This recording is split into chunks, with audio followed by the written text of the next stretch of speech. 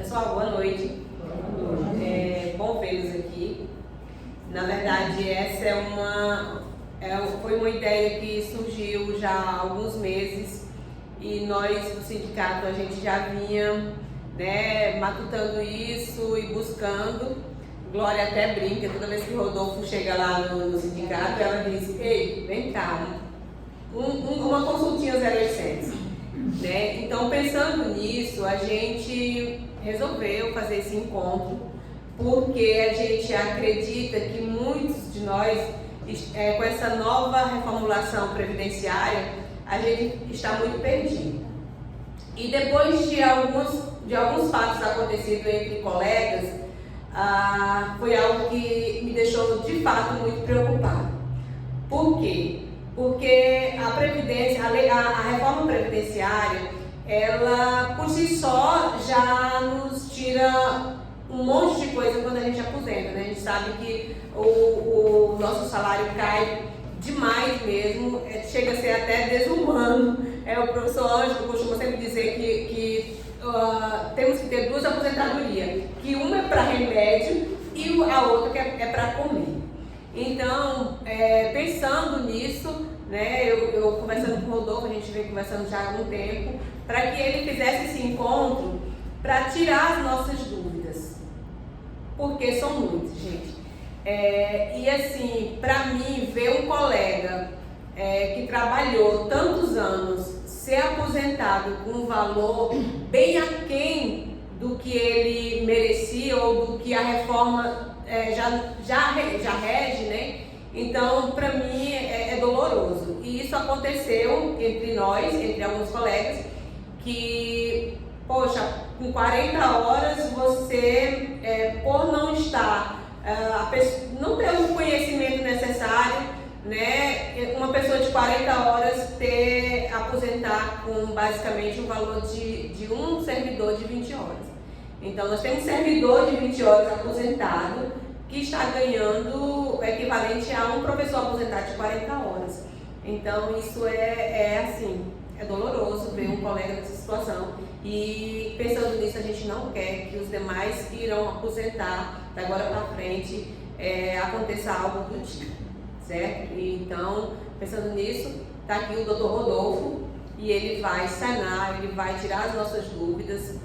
Ele trouxe para vocês aí, com certeza, algo assim inovador, algo bem atual, né, da Previdência, para que todo mundo saia daqui com suas dúvidas todas sanadas, certo? Doutor Rodolfo. Boa noite a todos. É um prazer estar com vocês. Inicialmente, eu quero cumprimentar a presidente do sindicato, a professora Zoraide Fernandes, e dizer que foi uma satisfação muito grande receber esse convite para falar de um tema que faz parte do meu cotidiano, né? Mas antes de iniciarmos, adentrarmos a palestra propriamente dito, eu também quero registrar aqui o nosso agradecimento ao presidente da Câmara, o vereador Donaldo, pela cessão do espaço para que essa palestra se realizasse. Bom, eu trouxe uma apresentação aqui sobre o palestrante da noite, né? Eu sou licenciado em Química pela Universidade Estadual do Piauí. Eu tenho especialização em Ensino de Química pela Universidade Cândido Mendes do Rio de Janeiro. Eu também sou licenciado em Pedagogia pela Uninter, com especialização em Ensino de Libras, também pela Faculdade Cândido Mendes do Rio de Janeiro. Eu sou licenciado em Matemática pela Universidade Estadual do Piauí, com especialização em Ensino de Matemática pela Universidade Federal do Piauí. Tenho também o curso de Bacharel em Ciências Contábeis pela Universidade Norte do Paraná, UNOPA, e sou especialista em Controladoria Interna pela Faculdade Uniplan. Tenho também especialização em Gestão de Cooperativa pela Faculdade Unimed de Minas Gerais. Sou bacharel em Direito, advogado regularmente inscrito junto ao AB Piauí. Sou especialista em Direito Previdenciário pela Uninter.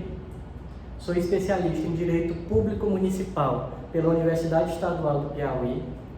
Sou especialista em Direito de Família pela Escola Superior da Advocacia. Pela Escola Superior de Advocacia, sou especializando em Direito Eleitoral e também em Tribunal do Júri. É um mini currículo aí.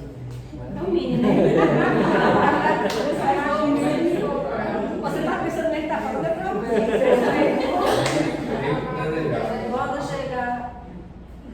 Quando chegar no grande. Bom, mas antes de adentrarmos aqui ao tema da nossa palestra, que é a aposentadoria do professor e da professora, eu começo com a meditação. Conta-se que uma mãe cuidava do seu filho e teve uma emergência e precisou deixar o filho com o pai. O pai era um exímio pesquisador, trabalhava em seu laboratório em casa e, por conta das atividades dos experimentos que estavam realizando, teve que levar o filho para o laboratório, enquanto a mãe saía para resolver um determinado problema. O filho, muito ativo, de 5 para 6 anos, toda a atividade que o pai passava, ele logo resolvia. E o pai, impaciente, que não conseguia se concentrar nas experiências que estavam fazendo. Então o pai, folheando uma revista lá no laboratório, viu a fotografia do mundo, um globo. Ele foi lá, recortou esse globo e pensou, é uma atividade que para adulto resolver já é difícil. Imagine com uma criança. Com essa atividade aqui, eu vou conseguir prender a atenção dele durante muito tempo, e enquanto ele está tentando consertar o mundo, eu me dedico às experiências aqui do laboratório. Ele deu para o filho resolver e, para a grata surpresa dele, em menos de 5 minutos o filho tinha resolvido aquele enigma. O pai, muito curioso, virou para o filho e perguntou: como você conseguiu resolver, consertar o mundo? Ele virou para o pai e respondeu: papai, consertar o mundo é uma tarefa muito difícil. Eu olhei, tentei e vi que não conseguiria sozinho. Mas eu observei que no verso da folha era a figura de um homem. E ao invés de tentar consertar o mundo, eu montei o homem. Quando eu consertei o homem, o mundo estava todo preparado. É essa a máxima que a gente deixa aqui, que a gente não consegue consertar o mundo sozinho, mas cada um contribuindo com o pouco que tem, a gente pode fazer bem mais. É por isso que a gente se propõe nesta noite a tratar do tema aí tão importante, na vida de todo trabalhador, porque a gente trabalha com a perspectiva de no futuro poder ter uma qualidade de vida melhor.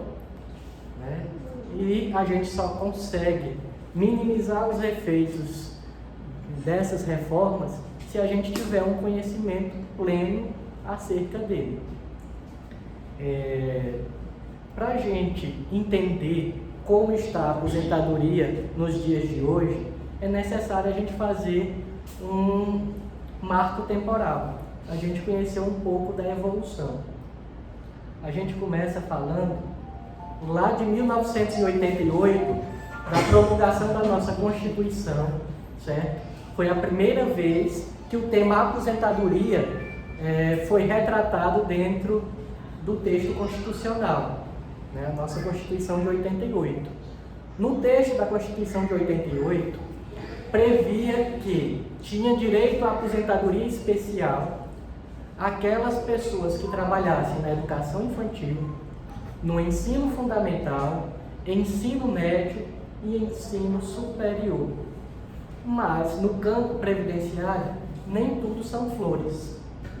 Em 98, através da emenda constitucional número 20, nós tivemos uma primeira alteração nessas regras.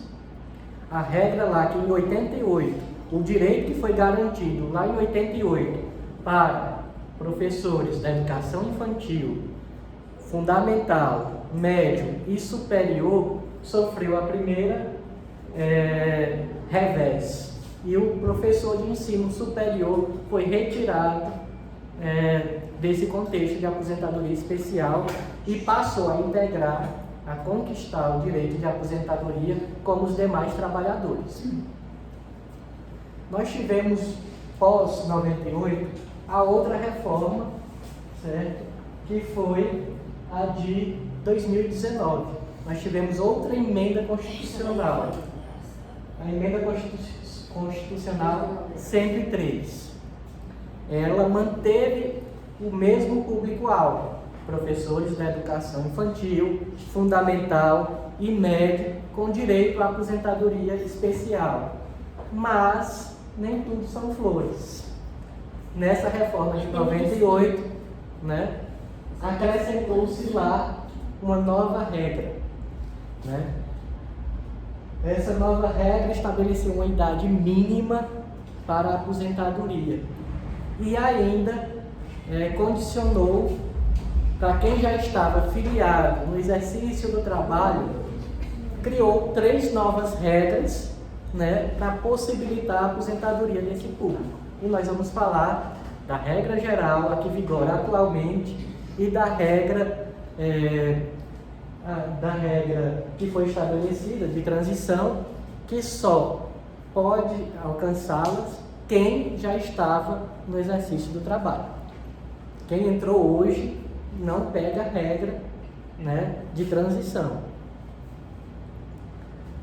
Mas, nesse contexto, quem são os professores? O que é de fato função de magistério que pode dar ao público o direito à aposentadoria especial?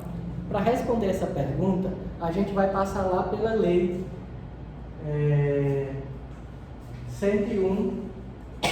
11.301 de 2006.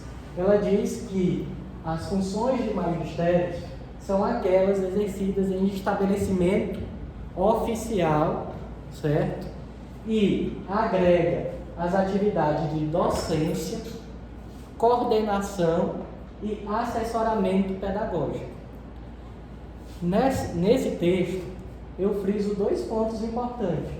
O primeiro deles é que ele diz que tem que ser exercido em estabelecimento de educação básica.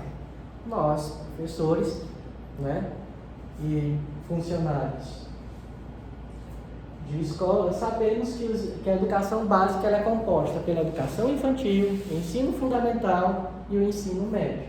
Então, precisa exercer sua atividade dentro desses estabelecimentos. Só que com um detalhe: a educação à distância também dá esse direito, desde que seja exercido dentro dessas modalidades. Pergunta: o professor de cursinho, ele tem direito à aposentadoria de professor, à aposentadoria especial? O professor de escola técnica vai ter esse direito? O professor de curso de extensão tem? O professor universitário também tem esse direito? Nós já vimos que não, né? Porque nenhuma dessas modalidades é exercida em estabelecimento oficial. Abro um parêntese. Hoje nós estamos vendo a educação média, a modalidade de ensino médio, ser oferecido conjuntamente com o ensino técnico, né? Dentro desse cenário, os professores têm o direito, né, à aposentadoria especial, mas quando a escola é exclusivamente técnica, é um subsequente, esse professor não terá direito. Ainda em relação à Lei 11.301, né, ele cita que não é uma atividade exclusiva de regência, não é só quem está lá de frente ao quadro, né? Agrega coordenadores e assessores pedagógicos. O porquê dessa situação? O INSS, há alguns anos atrás, implicava com os coordenadores e diretores. Eles entendiam que, pelo fato de eles não estarem na sala de aula, eles não teriam direito a essa aposentadoria especial que é para professor, né? Mas existia a lei e, de tanto se questionar judicialmente o alcance dessa aposentadoria, né, o tema chegou ao Supremo Tribunal Federal, o STF, através de uma ação direta de inconstitucionalidade, e lá eles responderam que a aposentadoria especial deveria ser ofertada a quem a lei dava o direito: professores, coordenadores e assessores pedagógicos. Não satisfeito, mesmo após o Supremo estabelecer que eles tinham direito, o INSS continuava negando a aposentadoria do pessoal. Eles foram lá e propuseram o tema 956, reforçando para a concessão da aposentadoria especial de que trata o artigo 40, parágrafo 5º da Constituição, conta-se o tempo de efetivo exercício pelo professor de docência, atividades de direção escolar, coordenação e assessoramento pedagógico, desde que em estabelecimento de educação infantil, fundamental e médio. É o Supremo dando essa garantia a todo esse público. O INSS, em 2022, pós-reforma, elaborou uma instrução normativa. Instrução normativa não tem força de lei. É simplesmente uma orientação que o órgão dá, né, ao seu funcionalismo. Como nós falamos lá atrás, que o grande vilão na concessão das aposentadorias especiais, para quem passava algum tempo na direção, na coordenação, era o INSS, e de tanto eles perderem pagarem multas na justiça, eles foram lá e orientaram os servidores: servidor, obedeça o que o STF está dizendo, porque do contrário nós teremos problema. Então, desde 2022, o INSS tem passado essa orientação aos funcionários, aqueles que vão analisar o pedido, de que o tempo de docência, de direção, de coordenação, dá o direito à aposentadoria especial. Bom, passada essa explanação acerca de quem seria o público-alvo, né, das funções de magistério, a gente precisa conhecer os requisitos necessários para a concessão dessa aposentadoria. Que critérios eu deveria preencher, certo? Então, como nós organizamos? Nós estamos apresentando os critérios antes da reforma, aqueles que vigoraram de 98 até 2019, e pós-reforma. A gente começa falando aqui em relação aos critérios anteriores à reforma de 2019. Bom, antes eles estabeleciam que, para adquirir a aposentadoria de professor, o homem tinha que ter 30 anos de magistério. A gente fala de magistério, mas na verdade 30 anos de contribuição ao regime. E toda aposentadoria exige uma carência de 180 meses, que são 15 anos de contribuição. Traduzindo, se você tem 30 anos de magistério, obviamente você tem 15 anos de contribuição, né? Mas ele coloca essa carência por conta das outras aposentadorias programadas. E a mulher nesse cenário? A mulher precisava ter 25 anos de contribuição e a mesma carência. Homem 30, mulher 25.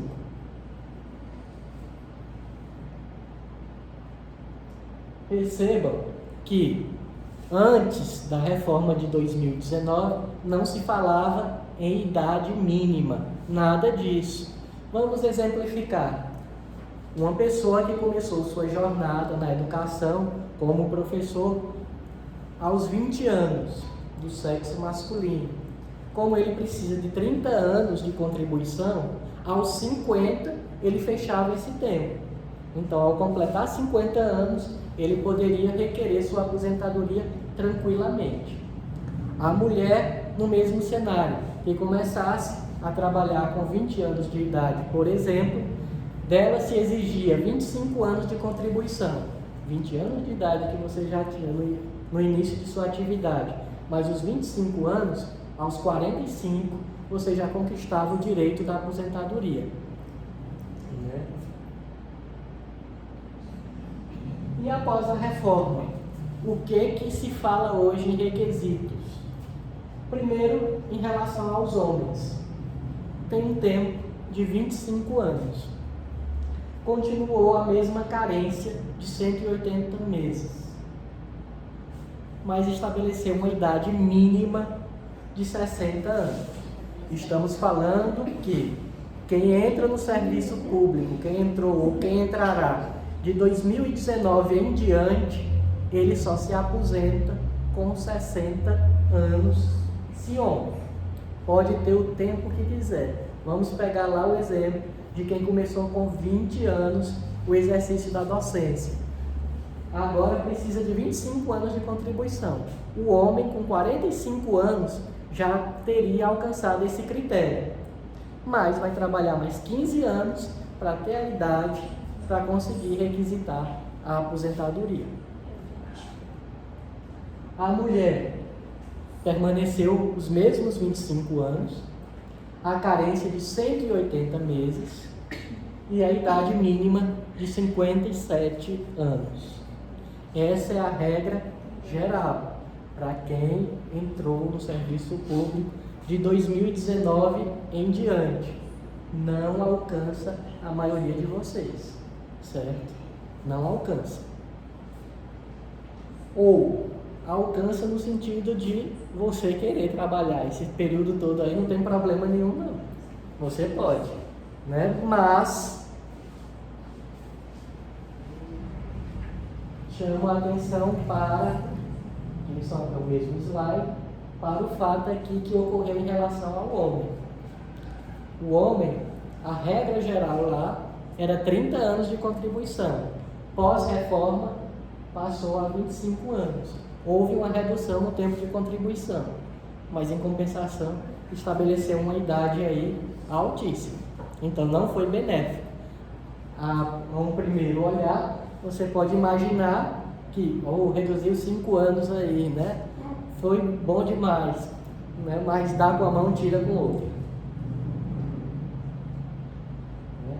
Mas ele manteve, o legislador, ao estabelecer essa idade, entendeu o seguinte: olha, o trabalhador rural tem uma redução de 5 anos, antes da reforma, tinha uma redução de 5 anos em relação aos demais trabalhadores. Vamos fazer a mesma coisa com os professores.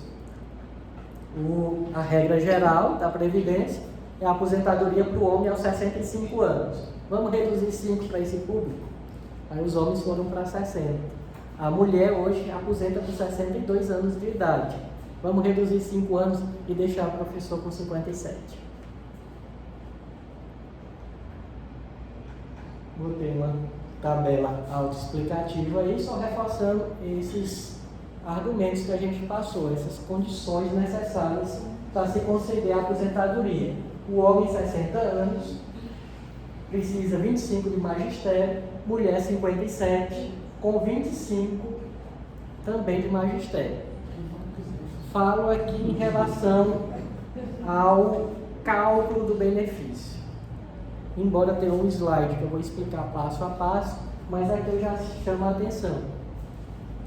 A aposentadoria lá por idade de todos os outros trabalhadores, com 15 anos de contribuição você já pode requisitar, né? Então eles disseram, bom, se os demais trabalhadores com 15 anos já pode solicitar a aposentadoria, o professor não vai poder. Ele tem que ter aquele tempo mínimo lá de 25. Mas vamos dar aqui uma benesse.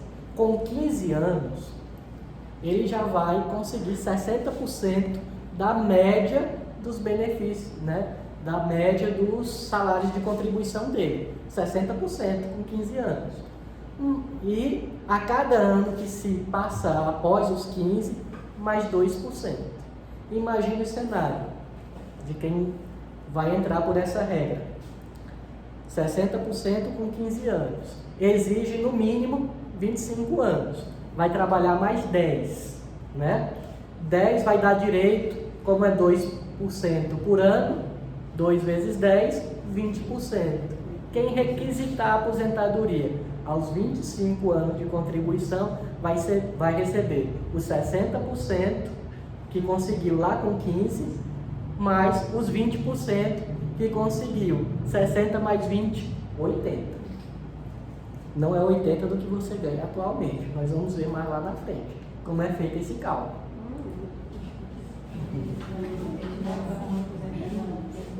Bom, falei para vocês que quem já estava no exercício de atividade conseguiu o direito de ser enquadrado em 3 regras. Você pode escolher qual é a mais benéfica para você.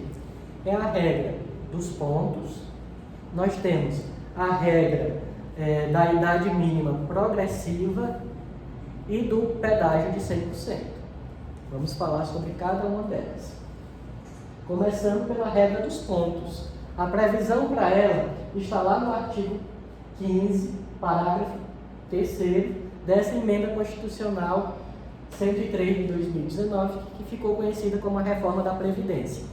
Ela diz que com 25 anos de contribuição se mulher, 30 anos de contribuição se homem, em efetivo exercício de funções de magistério, e exige que o somatório da idade do tempo de contribuição seja 81 pontos para a mulher e 91 pontos para o homem. Isso em 2019, certo? 81 é a regra do 81-91, por isso que é chamado de pontos. Explicando, você vai pegar, somar a sua idade hoje, né? Eu estou com 50 anos, vou somar meus 50 anos, já trabalhei 25 anos, 50 mais 20, 75. Lá em 2019 estava pedindo para a mulher 81 pontos, ou seja, está faltando aí, em 2019 faltava 7 pontos. Você tinha que trabalhar mais 3 anos e meio, porque aumentaria 3 anos e meio do seu trabalho, mais 3 anos e meio de sua idade. O somatório fechava os 7 anos que faltavam, né? Mas como falamos,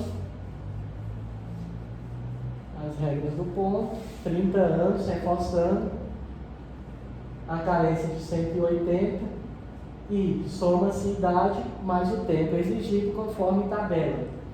A mesma coisa acontece com a mulher, né? São 25 anos, também carência de 180, tem que somar a idade mais o tempo de contribuição exigido no ano.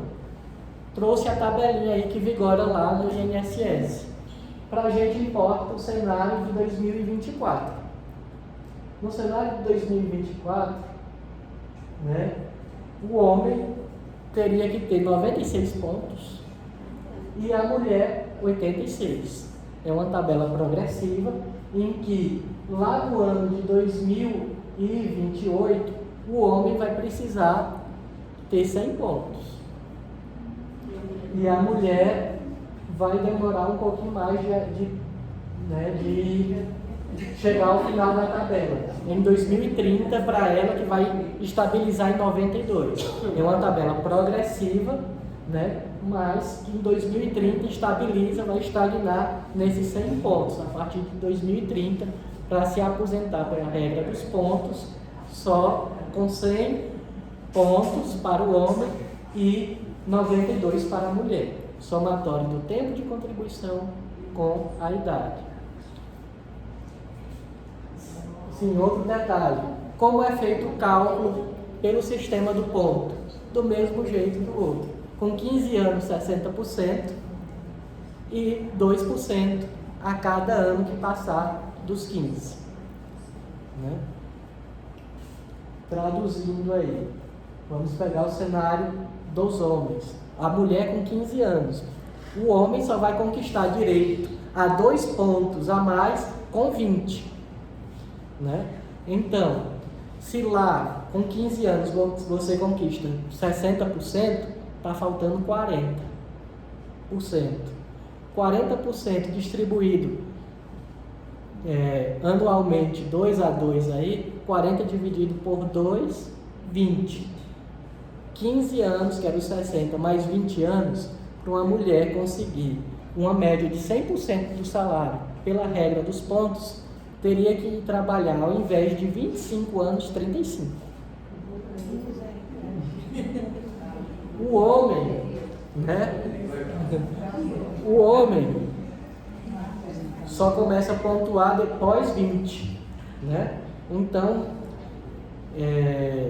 com 20 ele conquista 60%, falta 40. 40 dividido por 2, 20. 20 mais 20, 40. O homem só com 40 anos de serviço. Pela regra, mas calma, ainda vem um alento, vem alento. Eu trouxe aqui um sistema de cálculo, certo?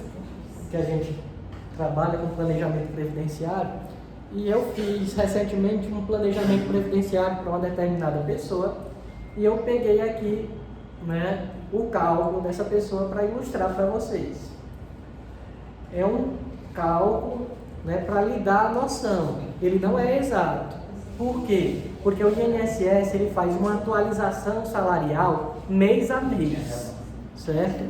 Ele pega seu salário lá de 98, quando você começou a trabalhar, no mês de janeiro, e multiplica por um fator de uma tabela que ele oferece. O mês de fevereiro, outro fator, menor, né? Mas eu fiz aqui uma estimativa para vocês entenderem mais ou menos como seria. Lá em 98, o salário de contribuição desse profissional era R$120. Pelo fator, pela tabela de atualização, esse 120 lá de 98 corresponde em 2024 R$730. Então a gente multiplica 730 vezes 12, no ano você contribuiu com 8.760, lá em 98. Em 99 esse salário foi para R$136. Multiplicado pelo fator INSS, seria R$760. Ficaria uma contribuição no ano de 9.120. E a gente foi fazendo em 2000, 2001, 2002, pelo salário mínimo, aquele período lá. Quando no CNIS não consta contribuição durante algum período, e você consegue provar que você estava vinculado àquela rede naquele período, o INSS contabiliza seu salário como um salário mínimo. Certo? Então, esse cálculo aí, 2001, 2002, 2003, está sendo calculado em cima de salário mínimo. Bom, voltando, fizemos ano a ano até chegar aqui em 2023. Quando chegamos em 2023, somando aí os 26 anos de contribuição dessa pessoa, ela contribuiu com R$140.440,10. Isso dividido por 312 meses, deu uma média de R$2.052,70. Hoje, é geral, é a mesma. Esse primeiro cálculo aí é para todo mundo, certo? Então, de 5 mil, que lá em 2023 essa pessoa ganhava, a média da contribuição ao longo dos 26 anos derrubou o benefício, o salário de benefício, para R$2.052,70. Nós falamos lá que com 15 anos a professora só tinha direito a 60%. 60% de R$2.052,70 é R$1.231. Se ela foi lá como já tinha 26 anos, nós falamos, pós 15, cada ano gera um direito a 2%. Então ela trabalhou 11 anos a mais, né? A 2%, deu 22%. Então 60 mais os 22 deu 82%. 82% de R$2.052,70 é R$1.683,21.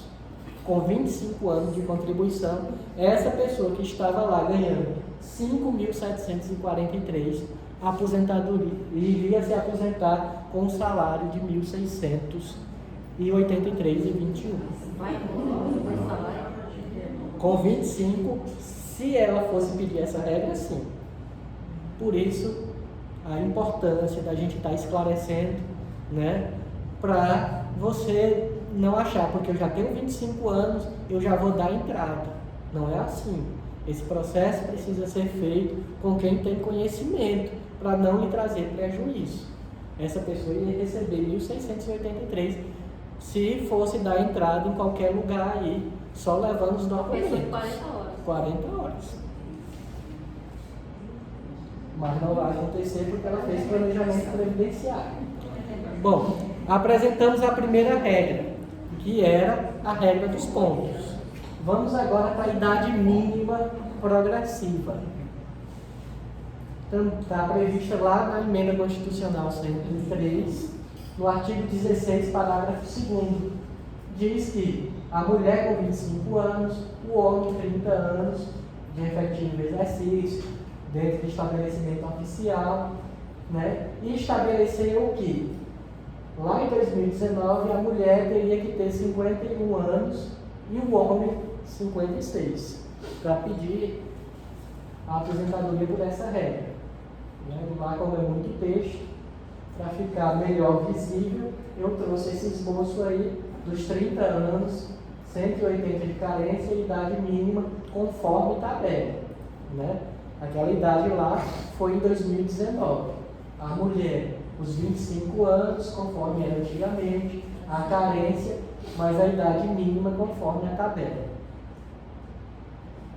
Em janeiro de 2020, ele passou a acrescentar, né, 6 meses a cada ano que se passasse, até atingir aquela idade da regra geral, 57 para mulher, 60 para homem. E está aí a tabelinha. Hoje, para a aposentadoria, o homem teria que ter os 30 anos de contribuição e em 2024 teria que ter a idade de 58 anos e meio. A mulher teria que ter os 25 anos e em 2024 53 anos e meio. E a tabela vai seguindo, até os 60 para homem e 57 para mulher. Como é o cálculo? Está bem ali embaixo, igual os contratos, né, com as letras miudinhas, ó, 60% do salário benefício. Né? Mais 2 pontos percentuais para cada ano de contribuição que exceder. 20 anos para o homem, 15 anos para a mulher. Traduzindo, o cálculo é o mesmo. Só os critérios para aposentar que não são. Mas o cálculo nesses dois, tanto na regra dos pontos, como da idade progressiva, é o mesmo cálculo. Pedágio do 100%, certo? Tem previsão lá no artigo 20, parágrafo 1º, né, da mesma emenda constitucional, né? E aqui eu trouxe o texto, mas botar aqui de forma mais didática. O homem, 30 anos, porque nós já ainda estamos falando de quem estava já em exercício antes da reforma, né? Então, 30 anos, a carência de 180 meses, a idade mínima de 55 anos para homem, um pedágio de 100%, né, do tempo de magistério faltante, a mulher 25 anos, 180 meses de carência, idade de 52 e um pedágio de 100%. Traduzindo, essa é a regra mais vantajosa para os profissionais da educação aí, porque nela, você cumprindo os critérios, você vai fazer jus aos 100% do salário, da média salarial. Voltando lá naquele slide. Opa.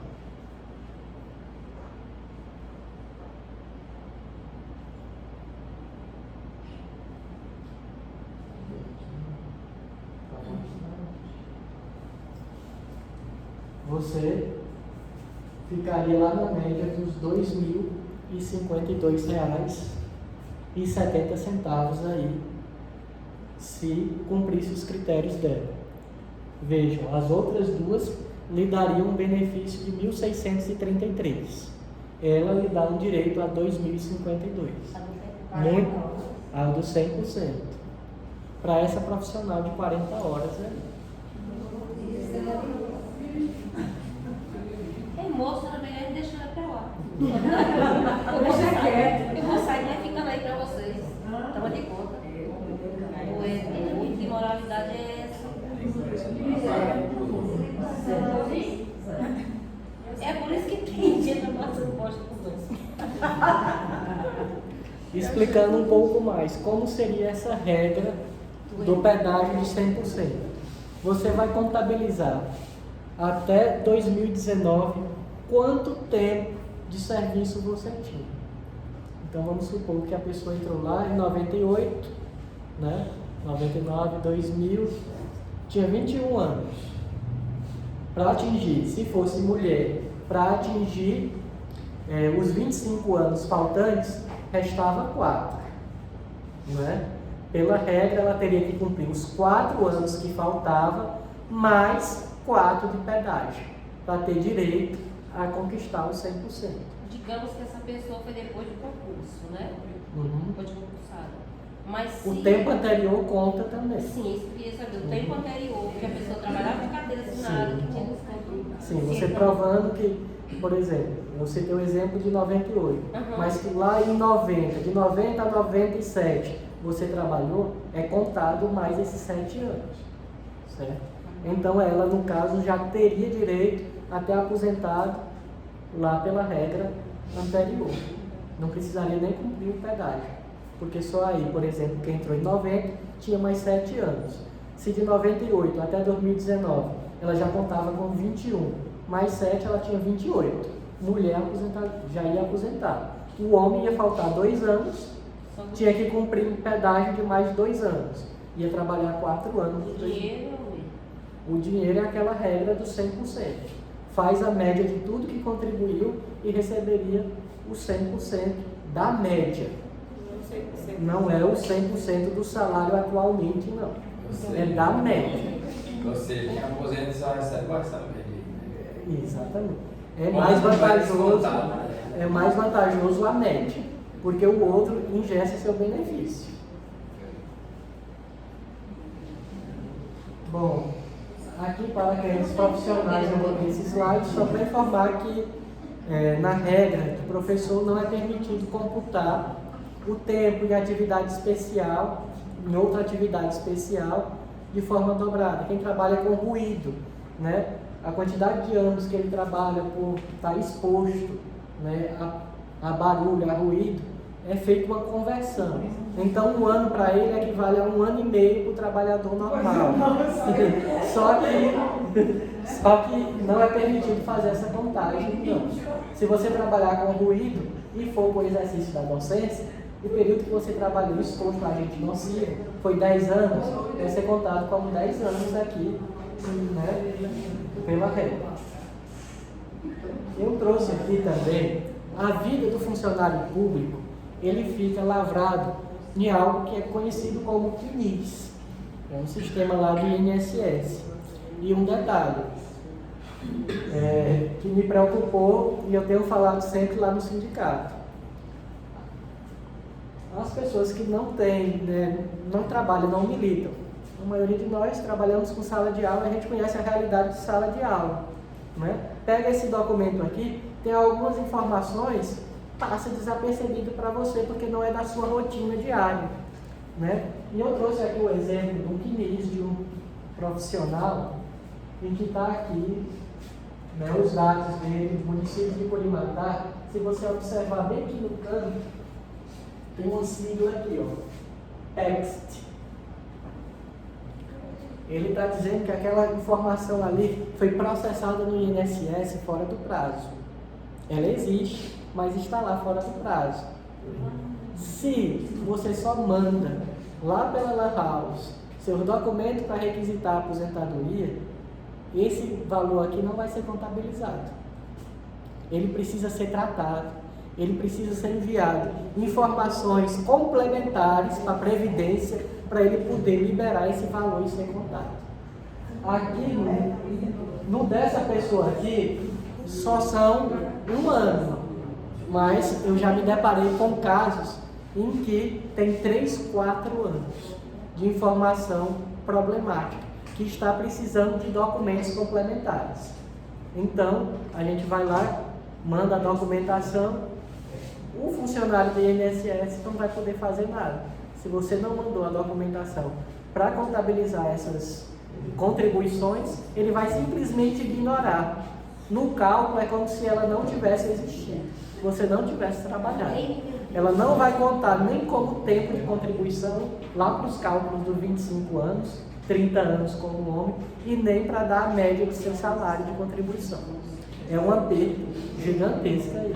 Então, por isso a importância de se fazer um processo previdenciário bem feito e bem pensado. Já nos deparamos aí no exercício, nesse trabalho de planejamento, diferença de 6 meses para uma pessoa requisitar uma aposentadoria, né, por 6 meses. Haveria uma perda de R$400 em 6 meses. A pessoa preencheria os requisitos em dezembro, né, e em julho teria R$400 a mais, se esperasse 6 meses. Né? Olha a importância de fazer com quem entende, né, gente? Porque aí, 6 meses já causaria uma diferença. Bom, essas são as regras em vigor e nesse momento a gente abre espaço para pergunta, para as dúvidas.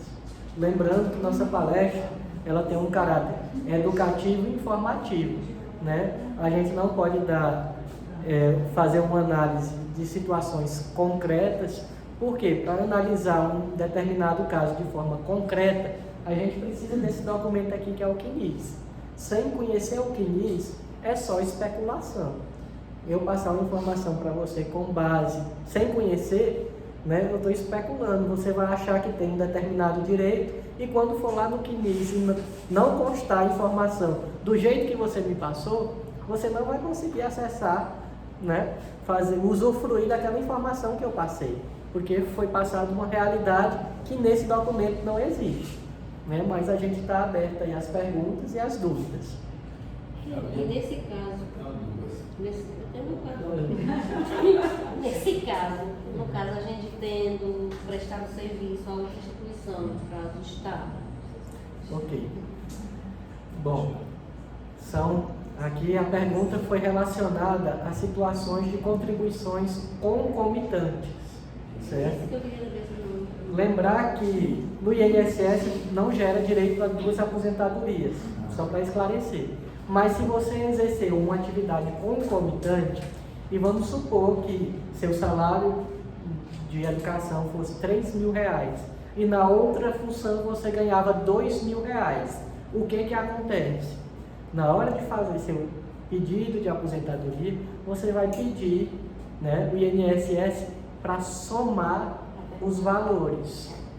Os 3.000 mais 2.000, na hora de fazer o cálculo do benefício, vai ser feito em cima de 5.000 e não só dos 3, certo? Mas ele só vale para majorar o cálculo. É uma pergunta em cima dessa primeira do Lene. No meu caso, que já tem acho que 15 anos de Estado, para me aposentar, eu teria que construir um advogado ou o próprio INSS ele faz essa junção, esse cálculo concomitante. Por ele mesmo ele faz? Depende do servidor. Tem servidor que faz, tem servidor que não. Né? Corre o risco de não fazer. Né? Então por isso que precisa estar acompanhando, né, o processo direitinho para ver se foi contemplado todas as suas contribuições. E se não fizer, ainda tem como recorrer? Tem sim, você tem um prazo. Depois que você saca seu primeiro benefício, você tem um prazo de 10 anos para recorrer daquilo dali. São 10 anos. Se nesse período de 10 anos você não recorrer, né, se consumou aquilo dali, fica eternamente. 10 anos, né? Até 10 anos para entrar com a ação. Eu vi esse dia decisão dele. E no meu caso, eu trabalhei Saber aquela questão do... 8 anos no Estado. Uhum. Minha carteira foi assinada e dado baixa do Estado. Uhum. Aí eu voltei para a prefeitura. Foi aqueles 8 anos que Bonitinho. foi afastado. Aquele lá que a gente foi afastado. Como é que eu fico nesse? Você já tem aqueles 8 anos, vai ser contabilizado o tempo. Está sendo para todo mundo, né? A senhora vai ter os 8 anos do Estado, né? Aquele salário X, né? E ainda vai pedir com a documentação de que seja reconhecido seu tempo de prefeitura e vai somar o salário do Estado mais o salário mínimo da prefeitura. Né? Então, se lá no Estado estivesse pagando 1.500 para a senhora e o salário da prefeitura fosse 1.000, eles iam contar como 2.500. Né? Os 8 anos e os 2.500. No caso, o professor, se ele tiver contribuição em outra área, não sei educação, Soma normalmente. Soma tudo, né? É isso. Porque ele está contabilizando, né, só o salário de contribuição. O tempo você teve na sala de aula, você estava vinculado à sala de aula, então aquele tempo ali foi preservado para você conquistar aquele direito. Esses outros aí é somente para fins de majoração do benefício. Né? Ah, eu tenho 20 anos de professor do município, mas trabalhei 5 anos, né, em um supermercado, sei lá, em qualquer outra atividade. Vai ser somado? Não. Só soma os 20 anos de professor. Teria que trabalhar os mais 5. Certo? No caso, soma a contribuição só. Contribuição só. Período. Isso. Período concomitante está contado uma vez. Não tem como contar mais. Eu queria saber, entender aquela questão carência, que eu sempre vejo falar, carência, 180 meses nas famílias. É porque nas aposentadorias programadas, eles exigem, para você ter direito ao benefício da aposentadoria, 15 anos de contribuição. 15 vezes 12 dá 180. Por isso que ele sempre fala, carência de 180, que são 15 anos de contribuição. É a carência mínima.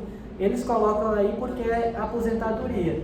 Mas, vejam, no caso do professor, se ele tem 25 anos e 30 anos, essa carência foi cumprida, né, integralmente. É só por conta dos outros. Ah, eu tenho 62 anos, no caso da mulher, que é a regra geral da aposentadoria, né? Mas trabalhei 10 anos, eu tenho direito à aposentadoria? Não. O tempo mínimo é 15 anos, que é a 180. Se você só tem 10 anos, você tem 120. Você não preencheu os dois critérios, idade e o tempo mínimo. É mais por conta dessas outras aposentadorias. Professor Ângelo. Em 2013, eu fui fazer uma contagem de serviço, disseram que eu tinha que ter 25 anos de profissão e 65 anos de idade, sem ponto. Né? Disseram, ó, você vai, para mim, ir para o INSS só no dia 27 de janeiro de 33. Isso aí, nessa época, eu tinha a situação. Só que tinha duas vertentes. Eu tinha o tempo afastado. Tinha o tempo que eu tinha afastado e o tempo sem afastamento. Qual dos dois eu devo seguir? Com afastamento ou sem afastamento? Olha, tem uma regra hoje, já está consolidada pelo próprio INSS mesmo, dentro da autarquia, que o período que você ficou em benefício de auxílio doença, ele é contabilizado como tempo de atividade. Porque lá na época eu disse o seguinte, eu teria que ter, com auxílio doença, eu tinha que conseguir ainda 20 anos, 5 meses e 12 dias. Caso contrário, eu sei contribuir 21 anos, 3 meses e 19 dias. Então, eu baseio... Sim, por essa menor, porque o período do auxílio é contabilizado. É regra nova.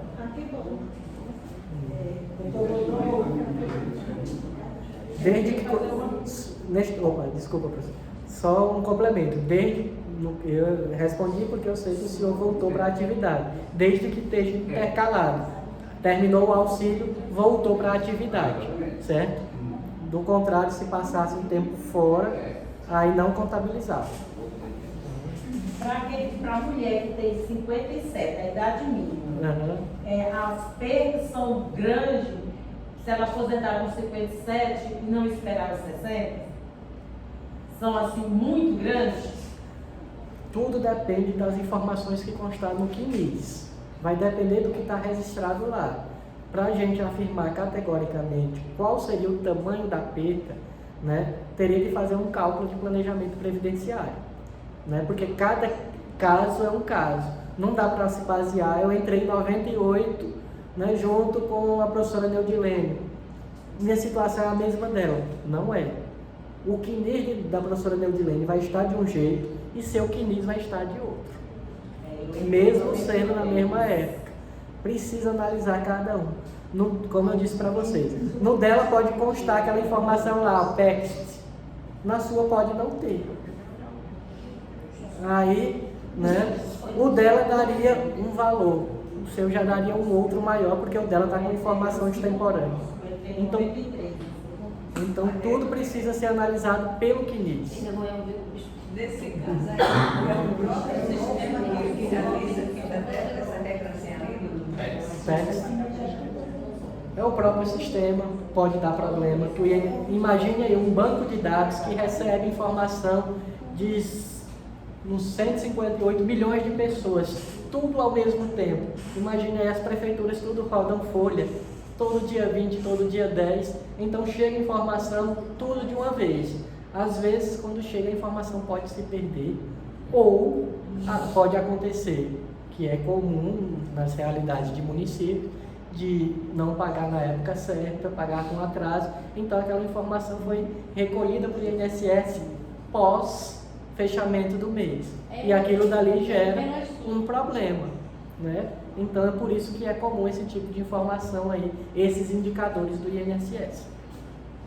Eu não sei se é o caso aqui de alguns que entraram ou que iniciaram em 97, 98, de termos iniciado como se fosse brasileira. Tem alguém aqui? Eu sou. Tem muitos, quase todos nós. Tem O município aqui é assim. Dará problema isso? Não dará problema. Né? Já peguei casos semelhantes, né? Precisa fazer um procedimento. Por quê? Porque eles exigem determinados documentos do ente público. Como você não tem aqueles documentos de brasileira, porque ele não vai fornecer, porque você não trabalhou lá, é uma informação errônea, você tem que justificar para o INSS que aquela informação ali está incorreta. E tem formulário específico. Não é só mandei, está errado isso daqui, o INSS vai saber. Ele não sabe. Ele vai pedir documento. Eu tenho uma pergunta relacionada às meninas ali, estão caladinhas ali, mas você está falando de aposentadoria de professor, né? Aposentadoria especial. Isso. E quem é apoio da escola, ele tem aposentadoria especial? Aposentadoria normal. Homem aos 65 anos de idade, mulher aos 60. E 2. 62. 62. Quem tem 60 e tem 30 anos de contribuição, homem. 60, com 30 anos de contribuição. A aposentadoria por tempo de contribuição ela foi extinta com a reforma, né? Ele vai para a regra dos 65 anos de idade. Trabalhar mais cedo. Ela fez 60. Ele não pode vir. Até 60 é 30 anos de contribuição. Tinha de 60? Que é louco. É o que eu disse para vocês. Lembra lá do exemplo do professor que começou com 20 anos, né? Com 30, teria direito à aposentadoria, dava 50. Com a regra dos 60, vai ter que trabalhar mais 10. É a mesma situação. Alguém mais quer tirar alguma dúvida?